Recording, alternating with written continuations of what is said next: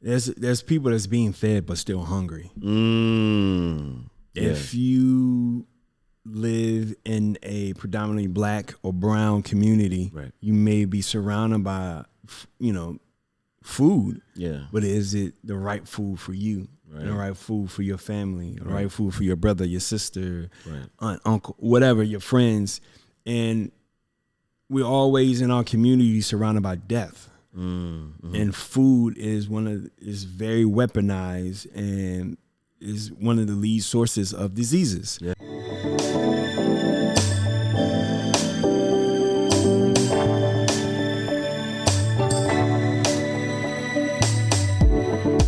Greetings, everyone. Welcome to Why Hunger's Voices at the Root, where we speak with folks looking to build a just world from the ground up. It's your main man, Hess, as your host, and I'm here with the one and only Descendent. How are you doing, good brothers? I'm good, man. Thank you for having me. I'm happy to be here for sure. Absolutely. Thank you for coming out. Of course. Really appreciate your music. Really appreciate what you stand for. And, we just wanted to, chop it up with you for a bit, just kind of see what things are. And I think one of the things I wanted to check in with you about was, one, you named Descendent, right? I would love to know a little bit more about, where that came from. I can have my own ideas, right? But I want to know. What's your own ideas? I would like to know. I mean, I understand, we talk. I get experience some music, for sure. Yeah. And I understand, the depths of where that comes from, where roots and things like that. If I'm understanding, if that's a part of it, that is definitely a major part of it. Yes. That's why I asked. Yeah. No, I know there's something in there for that, but I would love you to expound on it and just kind of give us a little bit more about how did music find you? Well, first how I came up with the name, my government name is Ira. Mm-hmm. All right. That don't mean you can call me Ira. Please don't do that because I'm going to ignore you. Right.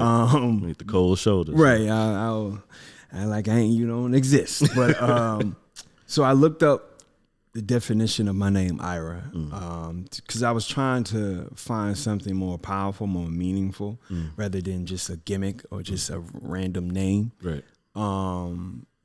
The first definition was village watcher, almost like an overseer. And I'm like, I can't call myself the village watcher. That's not hard. You know what I'm saying? That's not hip hop. Right. Then I think it was either the second or third definition had to do something with descendant, lineage or coming down from. Although I don't know my full lineage, but that was me. Hip hop has a beautiful thing of speaking things into existence. Like one of the first hip hop records, Sugar Hill Gang. Yeah. After school, I take a dip in the pool, which is really off the wall. He doesn't have that because they're living in the South Bronx or Jersey at that time, but he's fantasizing of what his life. Yeah. I got a colored TV so I can see the Knicks play basketball. That was back in the late 70s. That was the thing. So I just took it as far as my name. I took it to another level of, okay, I may not know my lineage fully, and the things I do know about it are not all the way positive, right, or impactful in a positive way or powerful. So let me just speak it into existence and call myself descendant of having a strong lineage. So that's why I came up with the name, and of course descending down from. So every time I'm on stage, it's going down. You know what I'm saying? I'm shutting it down. So it's like a double entendre. That's how I came up with the name. That's what's up. How music found me through education. Just pretty much learning. Through rhythm, through pattern. I was more of a hands-on student. I couldn't sit at a desk for an hour and learn. I had to learn hands-on, whether it's when you're younger, it's your telephone number, your address, how to spell your name. And I was just learning through rhythm because I really enjoy beats, production, then got into lyrics as far as hip-hop, because I feel like I'm a hip-hop baby at the end of the day. And that's what made me go into poetry, then it turned into song structure. So you started with poetry? Yeah, I started with poetry. Okay. Just learning how to just write, be a writer. You know what I'm saying? Then the biggest transition was pretty much like learning how to put that poem into song structure. A lot of people think it's easy. And, you know, I started rapping when I was like 9, but I was like, yo, this is difficult than I thought. Like, but after that, you know, just pretty much kept practicing, learning how to record, learning how to perform, learning how to hold the mic on stage, you know, learning what to wear, how to address the crowd participation, all those things in like middle school, high school.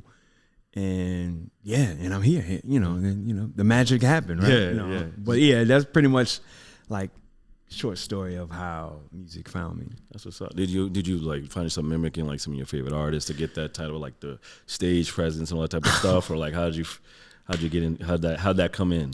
More so. I'm not gonna lie, I did steal a few rhymes. You know, you gotta start somewhere. I gotta start somewhere, man. So, I did still, like, I remember I was confident in some of my lyrics in the beginning, and I would like take like LL Cool J joints, you know what I'm saying? And like, this is my own. You know what I'm saying? But as far as stage presence, just energy. I always adapted to energy, always something to have, so you will remember, yo, you did this or you said that, to grab the attention of the listener or the audience, because at the end of the day, they don't know who I am. They may not know my song, but at the end of the show, somebody's want to know, who is this guy? What's that song you did? How can I get in contact with you? You're gonna know. You're gonna be attracted to something that I do, and I feel like energy is a part of it, whether I'm recording in a booth energy or I'm on a stage and I'm talking to you. So instead of me commanding you to put your hands up or do this, do that, my voice and my stage presence will grab your attention. Commanding, That's what's up. And I think that's something important, like looking at just hip hop, the state of hip hop, and performing, like taking ownership of like how you want to present yourself as an artist is super crucial. And you know, as an indie artist, right, and like looking at like the scene, especially New York scene, it's like, you know, stage presence is a thing, and like just how you want to present yourself, and like, are you addressing the crowd? Are you just rapping for rap's sake? You know, things like that. You know, but what do you deem as success? I think that's important too.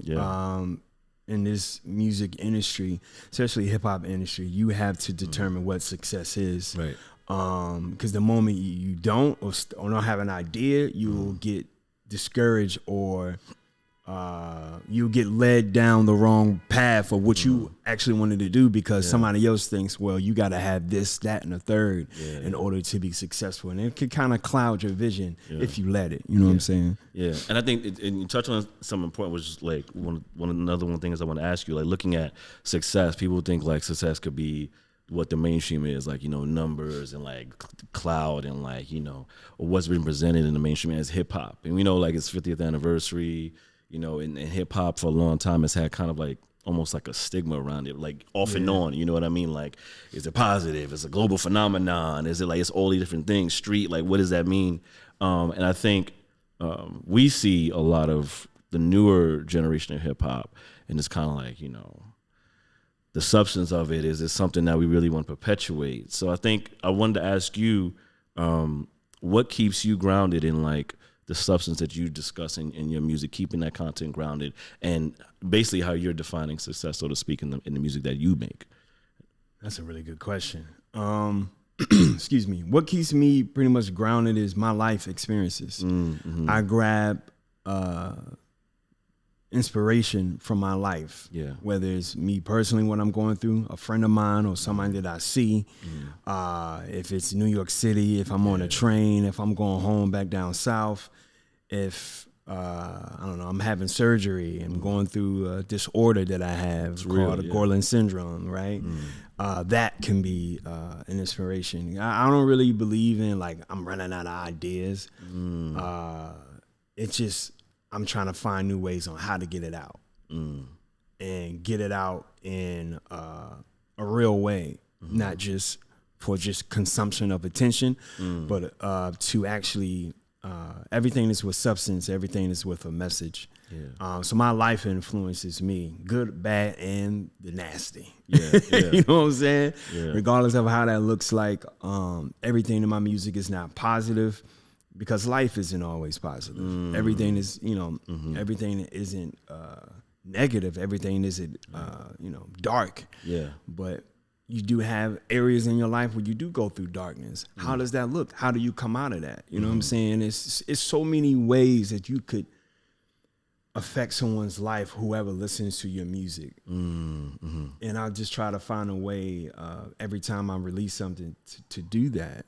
We in this microwave era where everything is quick, fast, and hurry. Yep. You need to, even with streaming, you got to release a song every month in order to get the numbers. So it's just like, it's really not about quality. It's just quantity.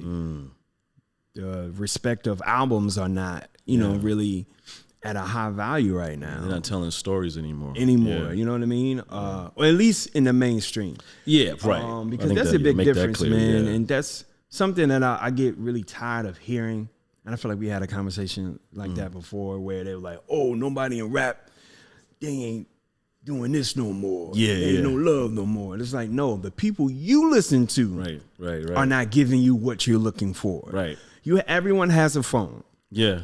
Everyone listening right now age. or watching, you have a phone. Right. You have the power in your hands to watch, to listen to do what you want to do. There's about, if I'm not mistaken, I read this a few weeks ago, there's about 60,000 to 100,000 songs released every day. You mean to tell me out of those songs of hip hop, right? All of those songs sound the same? That's impossible. Yeah. All of those songs are rapping about violence, sex, drugs. That's impossible. Yeah. It's just that the people you're spoon fed or the artists that you listen to are giving you the same thing. So consciously you'll be like, all right, well, let me try something new. What else came out today? Yeah.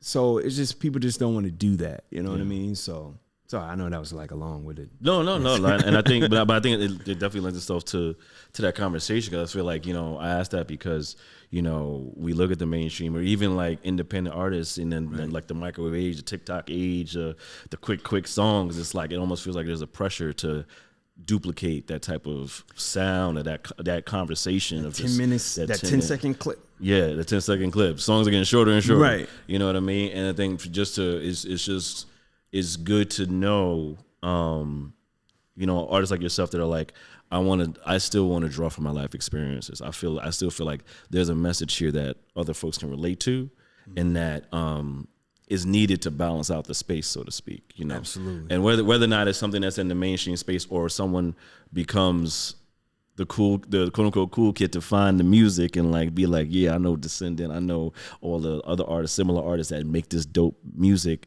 and that can offset the conversation of, oh, there's no good music out there. I think that's such an important thing to like really stay grounded with. And so is that something that is that part of that driving force? I know you mentioned your life drives you, but is that like conversation another driver as well for you to do, of like, yeah, there's nothing out here? It's like, okay, well, let me show you actually there is. Yeah. You know what I'm saying? To show and prove, and not just focus on the people just saying that, but actually focus on the people who want to listen to that type of music, who want to engage with you. Because I'm all about engagement at the end of the day. If you don't reach people's hearts, soul, spirit, mind, whatever you want to say, it's not going to last as long. Right. You know what I'm saying? It's just here today, gone tomorrow, or here today, gone in 60 seconds. Because it's now with the whole TikTok and social media era, if you're not reaching somebody within 5 seconds, it's a wrap. It's a wrap. They scroll on to something else, right? And I'm reaching the people who may laugh at a reel that I may make, but look at the caption and want to know, why did I make that? What's the reason for that? And go deeper into it. And although that may be a smaller percentage, which is totally fine, I'd rather build from that than have a bunch of people who are just fickle fans. You know what I'm saying? Yeah, the fickle fans. Just fickle fans, or just streaming it because it's available on streams, or people who actually want to listen and want to talk to me after a show. It's like, yo, this song touched me, and this is the reason why. Yeah. What were you going through when you make it? Like stuff like that lasts a lot longer than going viral. Yeah. You know what I mean? 100%. Yeah. I wanted to touch on yes, you're an artist, but you're also an activist, right? I would say so. You can say that. No, you can say that. And I think, and I just for me, when I think of, we talk about activism, talk about social justice, from a particular standpoint for me, of course, obviously in being part of Why Hunger, but really like standing in the conversation around food justice doesn't seem to come up in a lot of people's conversation. It's explicitly as a aspect of what social justice tends to mean. Could you share with me what do you think of when you hear food justice? Wow. The first thing that came to my mind is nutrition. Real nutrition. Yeah. Food that does the body good. Right? Because there's people that's being fed but still hungry. If you live in a predominantly black or brown community, right, you may be surrounded by, food. Yeah. But is it the right food for you? Right. The right food for your family, the right food for your brother, your sister, aunt, uncle, whatever, your friends. And we're always in our community surrounded by death. And food is very weaponized and is one of the lead sources of diseases. Yeah. So when I hear, I just think of proper nutrition, like what does that look like? What it should look like. And it's done on purpose. Yeah. When you go to a black or brown community and you see death open 24/7, if you know what I'm saying. Like if you see fast food, nothing but fast foods and fried foods and snacks, candy, and all of this liquor store, you know what I'm saying? Yeah. It's liquid or food death. It's poison. Yeah. You're literally killing yourself. But it's a reason why you can get, I don't know, go to the fast food joint and get a burger, a fry, apple pie, and maybe a taco and a large drink for $2.99. But if you ask for a salad, because it's organic, $8.99. It's $8.99 plus tax. $11 without a drink and 2 croissants or something, like, you know what I'm saying? Yeah. It's all a game at the end of the day, and you have to know that we at war at every single level, from education to especially food. Yeah, because it's killing us. So that's why I think about it. That's the first thing that came to my mind is like proper nutrition. What does that look like? Yeah. And how should we actually teach the proper way to eat? Yeah. You know what I'm saying? And that's just, people are going hungry, but that don't mean you should feed them anything. 100%. People are dying off of hunger, but that don't mean you should give them a Big Mac. You know what I mean? No disrespect to, I just thought about it. No disrespect to McDonald's. I don't want nobody to, but it's whatever. Right. No, but that's real. And I think, like, looking at, the person who's, without a home on the street, like, that's like, they may be asking for food or something, and it's like, oh, I'm just gonna give you whatever. Like, that person may be diabetic, or maybe you have to be mindful of like where people are in their health journeys too with the foods that they're eating. I think that's something that's not considered. It is. Oh, just feed them anything. And it's fine. Just give them. They should be thankful. They should be fine with that. You know what I'm saying? And don't get me wrong. Like, you can only do the best you can. Right. Of course. And we definitely know that. I'm not saying that you got to give them a buffet of you know what I'm saying, but at the same time, certain stuff is like, bro, I'm not gonna get you that. Let me give you this. Let me give you some baked chicken or something. Something to do your best, because it's hard to do that in especially a country that makes their money off of killing you through food. You know what I'm saying? So we have to do the best we can, and it starts with in our household. 100%. In our household, what we buy, what we pay attention to, what we put in our bodies, and children, our children and our elders. Like, what are we giving them to eat? You know what I'm saying? Especially children, because they going off what the adults eat or what they drink or what they put in their bodies. Right. And there's so many people that in America alone, but around the world, of course, but people just think America is just follow the golden street of just like milk and honey. And it's like, no, a lot of people in America, in New York City alone, that's going to school with yes, first of all, they're homeless and they're going to school with nothing to eat. I remember growing up, going to school and people were just like, my classmates were just going just so they can eat, because they know once they get home, they don't have nothing to eat. Like, that is a serious problem. Yeah. You know what I'm saying? And it also leads the child to defend for themselves of what they should eat. And that's, you know, that's dangerous. Yeah. And again, I feel like it's all done on purpose. And we have to, like I said, just do our best and try to,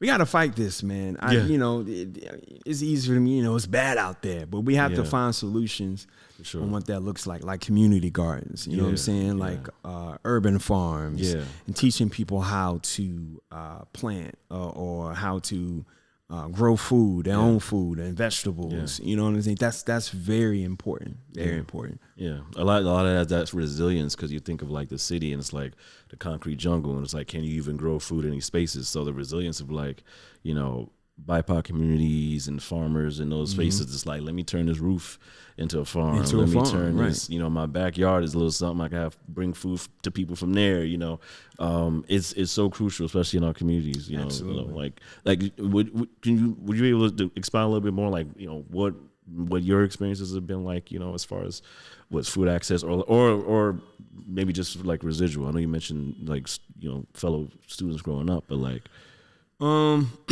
it was eat what you can. You know what I'm saying? The whole soul food thing. Coming from, I'm from Virginia, Newport News, Virginia, and Virginia. Not to say that we, you know, ate it all, but we damn near ate it all. You know what I'm saying? And even that comes from a space lineage wise. And that's passed down too. Culturally. And, you know, I've never been a huge, I guess you know, eating a lot of meats. I've always been a vegetable person, and that was kind of difficult growing up, because it's like, I'm gonna give you string beans, but it got ham hock in it, you know what I'm saying? A little turkey neck in it, a little turkey neck in there to give it some flavor. So that was my like introduction into food and learning how. It was like the basics of going to health class and learning the food products or the food produce, and, you know, you got your dairy and then you got your vegetables and you got your meats.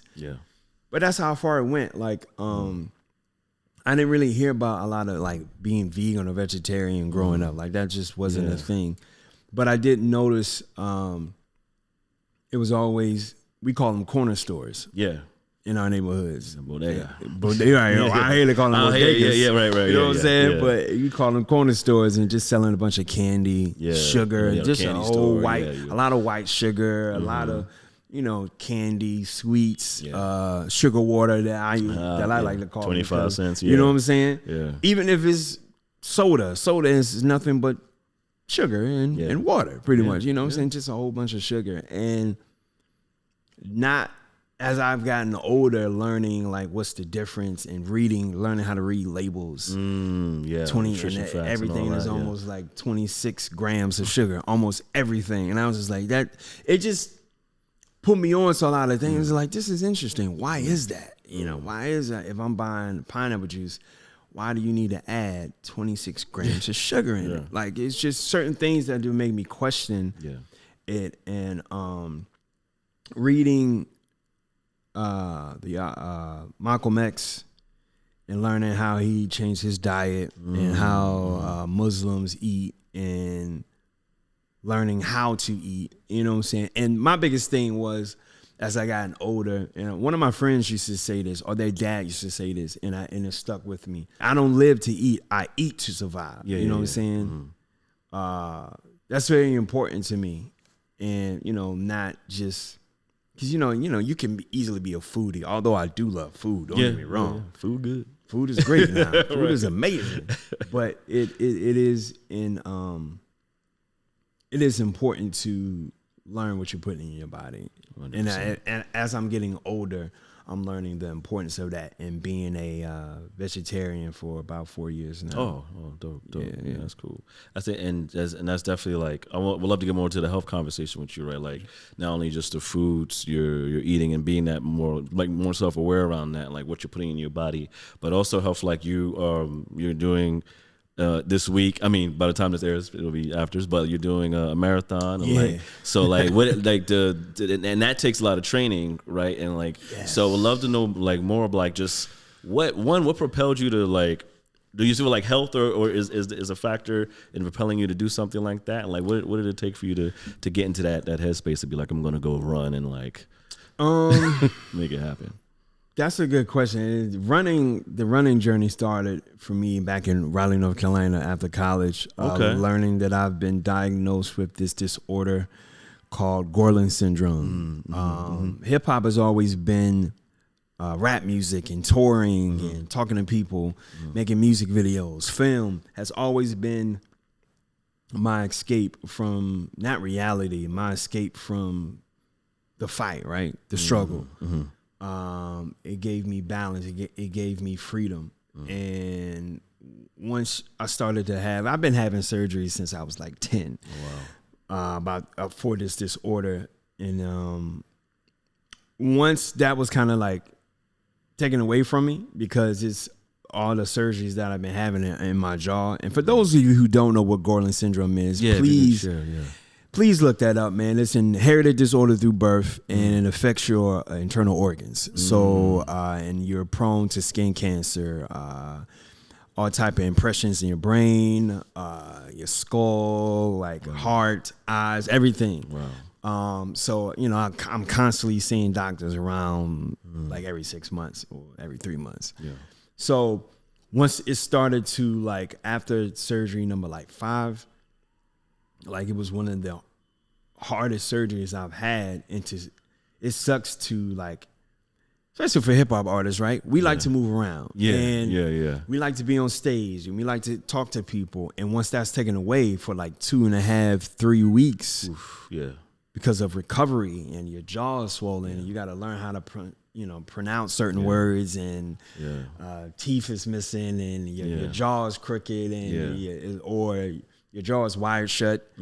I couldn't do it, and especially when you're on so many narcotics. That's the pain, and I couldn't really write raps that I wanted to, or write songs and music, because I was always in pain. It was very difficult for me.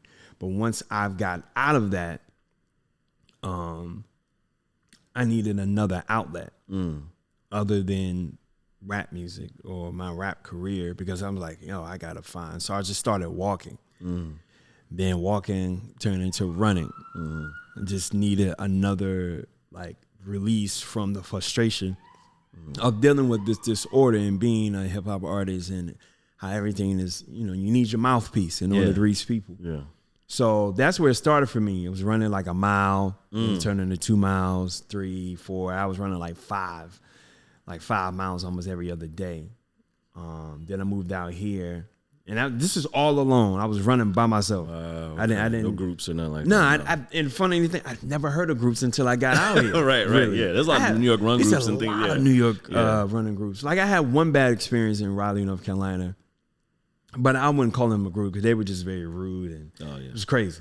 But I really never heard of groups until I got out here. But even when I got out here, I was running by myself until this year recently, in June. Okay. So once I always wanted to do a marathon. I just didn't know how to do it, or who to talk to, or my resources. So once I got around people who were encouraging, and when they were running marathons, it just kind of, I was like, all right, let me do this. Yeah.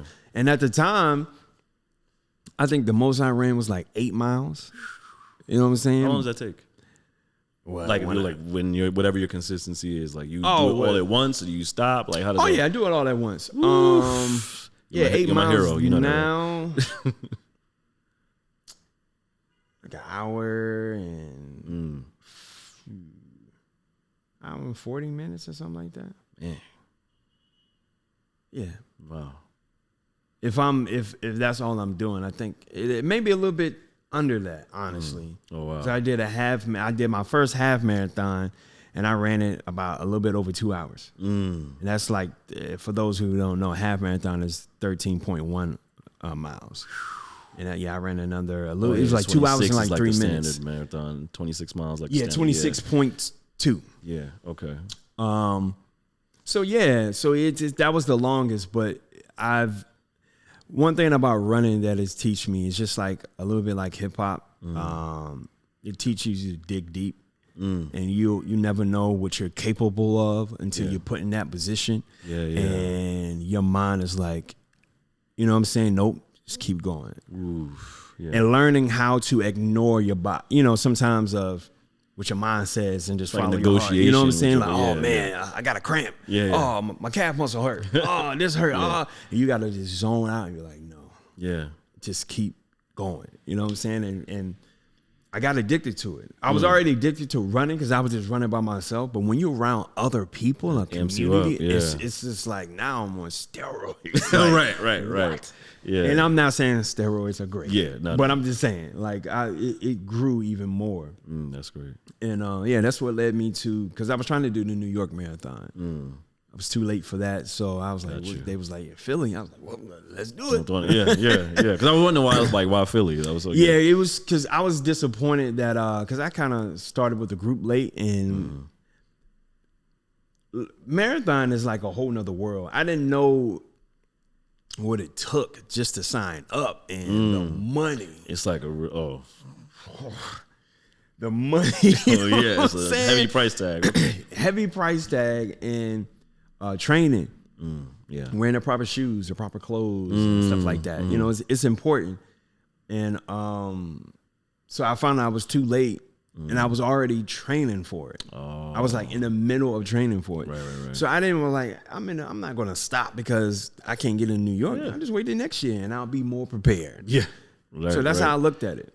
And once I found out, Philly was still available, like Philly Marathon, I was like, all right, let's do it. Nice. So that's pretty much how I got into it. That's awesome. Yeah. Well, congrats just for doing it. Period. Thank you. And like, you know, shouts out to you. So we're gonna be rooting for you in the marathon, Philly Marathon. Please. What day is that again? November 19th. So by the time y'all watching this, I will be done. You'll be done. You'll be making it happen. All the gold.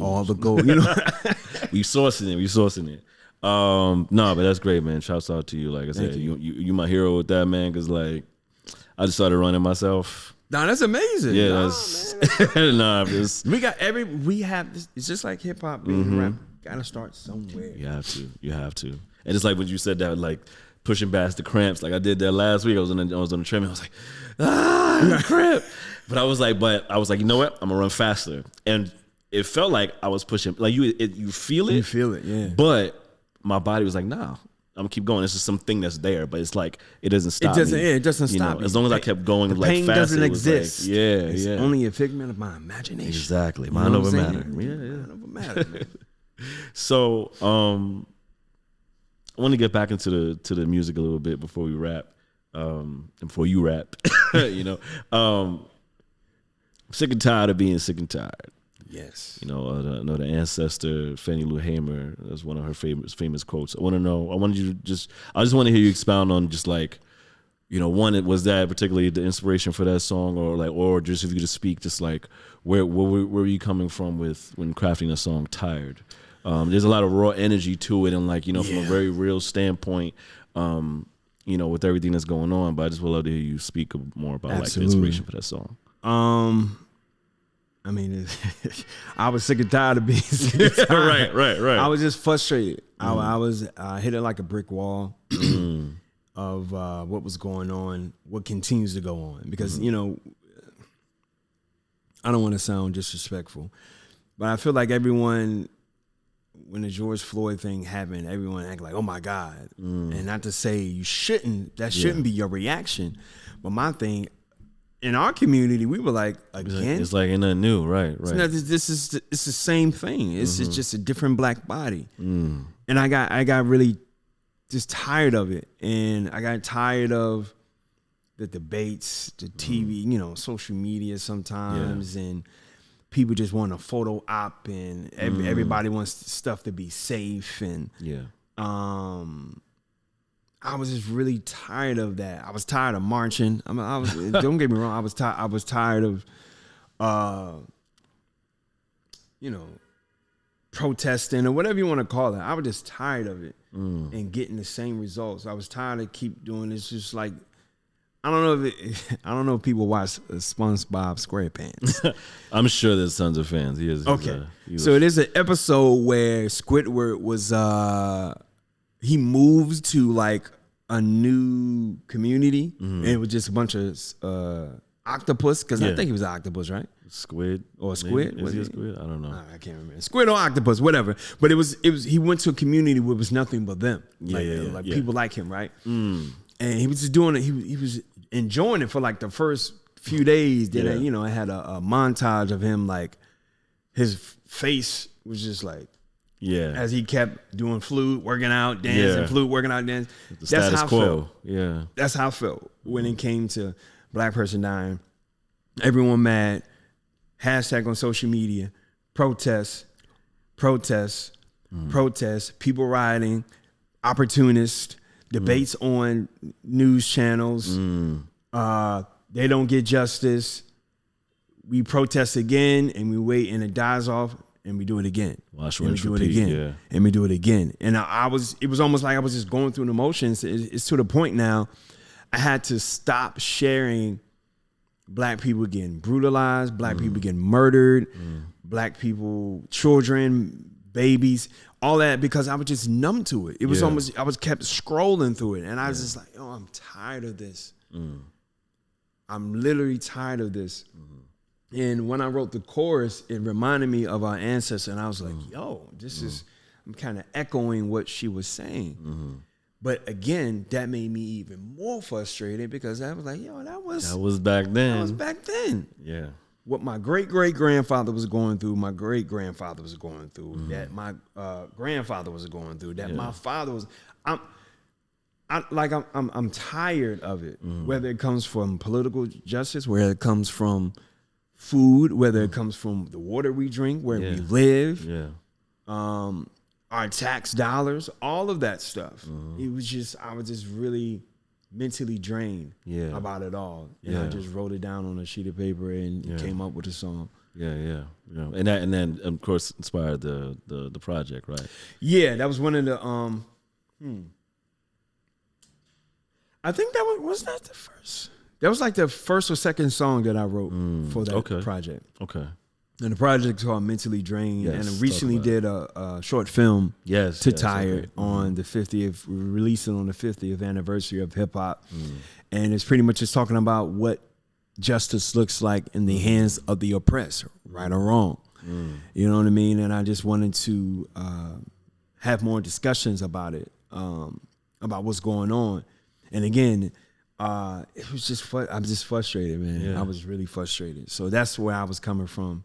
That's the headspace I was coming from when I wrote that song. It was almost like a catharsis, so to speak, to like at least get it out, even if it's still like not a solution. But it was just like, even at the end of the song, like I feel like I was born just to die because I'm tired. Like that was my solution. Like just thinking about everything that I said in the first and second verse is just like, there's really no solution here. Unless we completely destroy the system. But what's the chances of that really happening? Not even in my lifetime, in anybody's lifetime. Yeah. So I feel like I was just born just to die because I'm tired. I'm like really tired, you know. So that's where I was coming from with that. Yeah, that's real. And a lot of folks, especially a lot of BIPOC folks, share that sentiment. So now more than ever, like, just everything that's been going on, it's just years and years, it's just a lot going on. And that's a real sentiment. Yeah. So, but I love that you're going to share that with us in a little bit. So looking forward to that performance. But before you do, I do want to thank you for sharing your thoughts, sharing who you are with us on this podcast. And we'd love to know where can folks support you, find you, do all the things to get in touch with you. First of all, thank you for having me. Yes. Shout out to Wild Hunger. what you guys do in the community since the 70s? 70s, yeah. Since 1975. Since 1975. So that means in 2025. 50th 50 anniversary. years. Yeah, 50th anniversary, 2025. Stay tuned for that. You know what I'm saying? Yeah. Hopefully I'll be there. Yeah. You know what I mean? You know what I mean? You can find me on all social media platforms, Descendent __. That's DESCENDENT. 2 underscores. My website, Descendent, the letter M, the letter C.com. Yeah, man, that's how you can find me. You know what I'm saying? For sure. For sure. Any shows coming up? Yes, I'm on tour. Yes. Well, by the time this airs, the tour may be over, but I have a tour in Philly. Yes. So I'm doing a show Friday night. Yes. Right? And Sunday, I'm running a marathon. So this is like my little tour that I'm doing that I wanted to put together and just do something different instead of just doing a show. And I'm like, you know what? Let me do a show and run a marathon. Yeah. You know what I'm saying? Double dip. Double dip a little bit. So shout out to Philly. We're going to have a good time. And I'm working on 2 new albums. Nice. And another, hopefully you'll see this Tired short film in the city near you. Absolutely. Trying to bring it around the country in the film festivals. For sure. And yeah, man, that's what I'm working on. That's what I have coming up for sure. And we'll be sure to share the link in the description for Absolutely. that.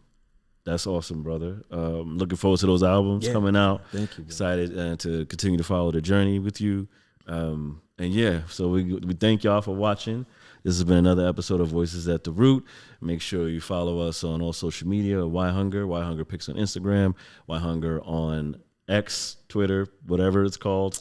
We call it Twitter over here. You call it Twitter in these streets. Yhunger Fans on Facebook and Yhunger on LinkedIn. Yhunger.org for more information about the work that we do. And make sure you check out Descendent. So we're going to get into some music from the good brother, and we're going to close it out. So one love. Peace. See you next time, family. Yeah. People who feel trapped and there's no way out, who believes in themselves but they still have doubts. Slip and fall so many times you don't say ouch. The ball is in your court but it can't even bounce. Promise come unannounced and you getting fed up, trying to keep your head above water. Pop, keep your head up, thinking of waves, trying to get out of the slump. Every time you show love, the world call you a punk, and that makes you a monk. Wanna give out lumps, we wanna be great, but you keep getting Trump. Makes you feel like a sap in this cap in capitalism. Horrible view, looking through this prism of the system. Believing in the hope destroyed your vision. Lost in the soul so much you didn't pay attention. Wasted so much time, listen to the liars. Enough is enough, call they bluff cause we tired. No more talking, be quiet. I'm ready to riot. We should move in silence. No peace, get violent. I'm on the edge, don't try it. You test me and I'm wildin'. Why? I'm sick and tired of being sick and tired. We sick and tired of being sick and tired. Black lives never matter in these conditions. Gay, straight, transgender, ableist, Muslim or Christian. Eliminate us one by one. It's the mission. Fear of annihilation. The trigger figure itching. We protest and pray, hoping to be equal. They lethal. We want to be treated like people. Take the blame, nothing's changed. Every decade it's a sequel. The past shows you want change. You can't be peaceful. Black on black crime. Dog, are you kidding me? Crime is not about color, all about proximity. Rape, rob, take away our God and our history. Slavery form in the 21st century. Voices never heard, so we set the world on fire. Paint the streets, BLM, but your actions don't admire. Justice we require, you protecting the Trump towers. It's time to knuckle up, we don't give a cause we tired. No more talking, be quiet. I'm ready to riot. We should move in silence. No peace, get violent. I'm on the edge, don't try it. You test me and I'm wildin'. Why? I'm sick and tired of being sick and tired. We sick and tired of being sick and tired. I'm in a position that I will never fit in. Got ambitions, went sitting on millions. On a private island, lay back and chillin'. Time has changed, due intuition, such disappearing. How many L's I gotta take for me to be free? Sacrifices for my next generation to see I love my people, but do I give them all of me? I wanna lose my chains, but the price of freedom is steep. Take a leap of faith, but your confidence is the key. Because I'm blessed with the curse of how life should be. black people on the front line every day. Just a kid, I wish life wasn't this way. Work on one goal, come together like a simile. Love don't motivate to hate, we fornicate, working towards progress. Putting my pride aside, I feel like I was born just to die because I'm tired. No more talking, be quiet. I'm ready to riot. We should move in silence. No peace, get violent. I'm on the edge, don't try it. You test me and I'm wildin'. Why? I'm sick and tired of being sick and tired. We sick and tired of being sick and tired. No more talking, be quiet. Yeah, I'm ready to riot. We should move in silence. No peace, get violent. I'm on the edge, don't try it. Test me and I'm wildin'. I'm sick and tired of being sick and tired. We sick and tired of being sick and tired, right? This song is called Job Well Done. Rest in peace to all the people out there that we lost due to hunger, world hunger. We should end it right now. Send this out to you. Let's go. Losing so many family, friends, and peers. Try not to break down, thinking about the memories throughout the years. Where did the time go? I'm holding back tears. You just living your life, not knowing the end is near. It's weird how we shower love to the dead while they were living. You never expressed the words that you said. Going through different scenarios in your head, wanting to make a change, end up being an empty pledge. We only get one shot, there is no sequel. Death doesn't discriminate, we are all equal. That's why we have kids, so they could be prequels. Go out and live your purpose so much that it could teach you. No matter where you from or the dirt that you slung. Had money by the ton, or you didn't have none. The obstacles you once saw, loser you become. To the very last breath in your lungs, job well done. May your spirit shine bright, just like the sun. In the physical you're gone, but life just begun. Live your life to the end, you got you a win. Sad to see you go. Job well done, job well done, job well done. Job well done, job well done, job well done. Before you hang me with your noose of truth and show religious proof, write me off as a heathen that has no clue. This is for my people that you don't pursue. You tell them that it's raining, but you don't go out and teach them how to build a roof. Who knew you would be you until doors open to choose? Everybody trying to survive, no path for clues. In this game of life, hope you make the right move. It's not as cool, try again. If you quit, you's a fool. Not born with the same tools, don't get to make the same rules. Wanna accomplish everything, but life could be so cruel. Hard time is nothing new, pushing for a breakthrough. Use every negative energy as fuel. No matter where you from, the dirt that you slung. Had money by the ton, you didn't have none. The obstacles you once saw, loser you become. To the very last breath in your lungs, job well done. May your spirit shine bright, just like the sun. In the physical you're gone, but life just begun. Live your life to the end, you got you a. Sad to see you go. Job well done, job well done, job well done. Hey, come on, I said job well done, job well done. Lost your life in the system, living in humane conditions. As we mourn, may your spirit live on. A soldier on a mission, accident that some predicting. As we mourn, may your spirit live on. Healthcare not persistent, but family hoping and wishing. As we mourn, may your spirit live on. Diseases unforgiving, body feel like it's in prison. As we mourn, may your spirit live on. Although I find strength in writing songs with my pen, loved ones who passed on, life will never be the same again. Nobody lives a perfect life free from sin, but be the best you until the very end. Job well done.